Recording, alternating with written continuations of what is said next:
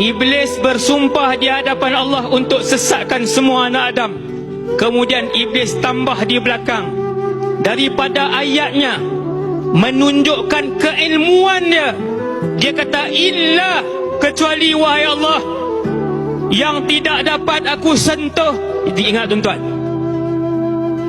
dengar tuan-tuan, aku akan sesatkan seramai-ramai mungkin anak Adam. Hari ini ada 8 bilion manusia, 6 bilion tidak beriman dengan Allah.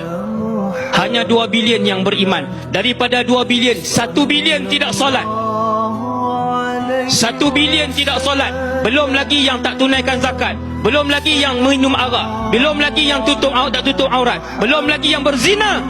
Belum lagi yang bermain judi dan sebagainya. Tinggal berapa sahaja daripada 1 bilion?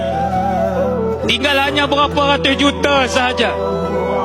Maka berkata Iblis, kesemuanya akan aku sesat, illa, kecuali wahai Allah, ibadakal mukhlasin, hamba-hamba ibadaka minhumul mukhlasin, hamba-hambamu yang ikhlas. Ini syarat dia, ini kuncinya, ini rahsianya. Kecuali mereka-mereka yang ikhlas. Apa itu ikhlas wahai Rasulullah?